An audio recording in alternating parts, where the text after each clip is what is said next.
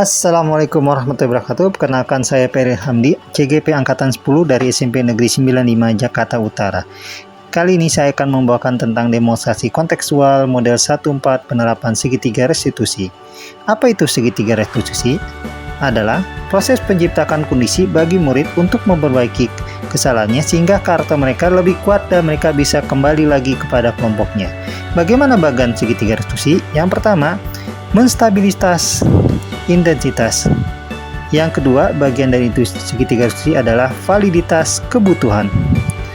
Yang ketiga, bagian dari segitiga restitusi adalah menanyakan keyakinan. Sekarang kita bahas masing-masing. Menstabilkan intensitas adalah mengubah intensitas anak dari orang yang gagal karena melakukan kesalahan menjadi orang sukses. Pernyataan yang harus kita sampaikan adalah setiap orang pasti pernah melakukan kesalahan. Yang kedua, kamu bukannya satu-satunya yang pernah melakukan kesalahan.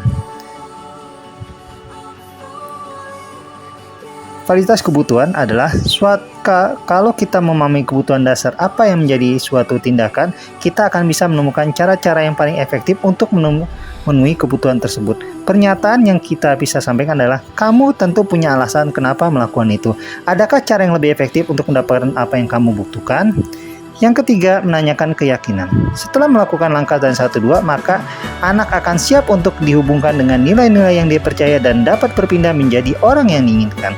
Pernyataan yang bisa kita sampaikan adalah, keyakinan kelas apa yang telah kita yakinin? Kamu telah menjadi orang yang seperti apa nanti?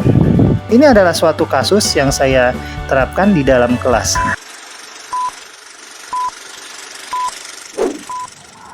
Assalamualaikum, Pak. Waalaikumsalam, selamat datang. Silakan duduk, Feli. Terima kasih, Pak. Ya, Feli, coba ceritakan apa yang kamu lakukan saat ulangan IPA dengan saya. Saya menyontek saat ulangan IPA, Pak. Coba, Feli, kalau menyontek menurut kamu, apakah perbuatan kamu itu baik atau benar? Siap, perbuatan saya salah, Pak. Kalau memang itu salah, itu tidak apa-apa. Tidak semua manusia itu sempurna. Saya juga pernah melakukan hal seperti itu. Kita bisa menyelesaikan hal ini. Bapak tidak ingin mempengaruhi permasalahan ini, dan kita akan mencari solusi secara bersama-sama tentang permasalahan ini. Padahal kamu juga bisa melakukan lebih baik dari ini, kan? Ya, Pak. Saya bisa melakukan yang lebih baik daripada ini, Pak. Kamu pasti punya alasannya ketika melakukan seperti itu. Iya, Pak. Punya, Pak. Coba kamu ceritakan kepada Bapak selengkap. Dan gini, Pak. Jadi saya dari kemarin itu saya kebanyakan main HP, Pak. Jadi saya tidak dapat meluangkan waktu untuk belajar, Pak.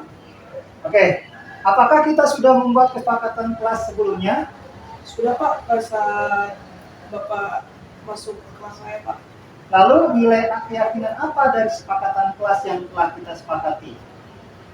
Disiplin, tanggung jawab, sama kejujuran, Pak. Apakah kamu meyakini keyakinan dari kelas ini? Sangat yakin, Pak. Jika kamu meyakini, apa kamu bersedia untuk memperbaikinya? Siapa saya sangat bersedia, Pak, untuk memperbaikinya, Pak. Apakah rencana kamu untuk dalam memperbaiki masalah ini?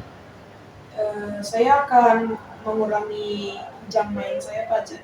Jadi saya lebih banyak belajar daripada main, Pak. Baik, Bapak akan menunggu dan terus mengawasi kamu perubahan dalam diri kamu sendiri agar tidak ada masalah seperti ini terulang lagi.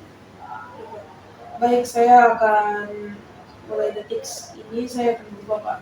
Oke, terima kasih atas kesepakatan ini. Silakan kamu kembali ke dalam kelas kamu. Terima kasih, Ferry.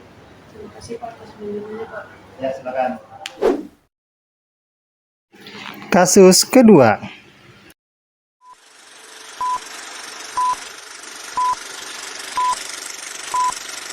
Assalamualaikum, Pak. Waalaikumsalam, Nafisa. Selamat datang, silakan duduk. Halo Nafisa, apa yang kamu lakukan tadi pagi di lapangan? Saya tidak mengikuti upacara, Pak. Oh begitu, menurut kamu perbuatan yang kamu lakukan itu baik atau salah? Salah, Pak. Kalau kamu berbuat salah, mari kita sama-sama mencari solusi. Kita semua manusia tidak sempurna. Semua orang pasti melakukan kesalahan. Bapak ingin ketemu dengan kamu, tidak ingin memperkeruh kesalahan kamu. Mari kita cari solusi dari permasalahan ini. Padahal kamu tahu bisa melakukan lebih baik dari ini. Iya Pak, saya bisa melakukan lebih baik dari ini Pak. Kamu pasti punya alasan mengapa kamu melakukan seperti itu. Iya punya Pak. Coba kamu ceritakan pada Bapak secara lengkap. Saya tidak mengikuti upacara bendera karena tidak memiliki topi dan dasi. Apakah kamu tahu aturan yang berlaku di sekolah ini? Sudah Pak, saat awal saya masuk ke sekolah ini Pak. Lalu nilai-nilai keyakinan apa dari tata tertib yang berlaku di sekolah ini? Disiplin dan tanggung jawab. Lalu, apakah kamu meyakini dari keyakinan sekolah ini? Sangat yakin Pak. Jika kamu meyakini, apakah kamu bersedia memperbaikinya? Siap Pak, saya akan memperbaikinya. Lalu, apa rencana kamu dalam hal memperbaiki dalam masalah ini? Yang pasti saya akan mempersiapkan topi dan dasi pada malam hari sebelum upacara bendera. Oke, baik. Bapak akan menunggu dan selalu mengawasi perubahan dalam diri kamu agar tidak terjadi masalah seperti ini lagi. Baik Pak, saya mulai pekan dengan saya tidak lupa lagi. Oke, terima kasih atas kesepakatan ini. Silakan kembali ke kelas kamu. Terima kasih, Nafiza. Terima kasih Pak atas bimbingannya. Ya, terima kasih. Sekarang kita lihat bagaimana komentar-komentar dari siswa yang tadi kita panggil. Saya tadi panggil sama Prof. Ferry itu bangun perpustakaan karena saya tadi ketahuan menyontek saat ulangan IPA. Nah, saya kira saya akan dimarahin, tapi Pak Ferry membawanya dengan santai. Ya, terima kasih Pak. Tadi saya disuruh menemukan Pak Ferry di ruang perpustakaan. Di jelas saya bakal mengalihkan gara-gara tidak mengikuti upacara karena tidak menggunakan topi. Ternyata saya malah ngobrol santai dengan dibimbing dengan baik. Terima kasih Pak Ferry atas bimbingannya. Demikianlah demokrasi kontekstual model 14 telah saya sampaikan. Terima kasih. Assalamualaikum warahmatullahi wabarakatuh.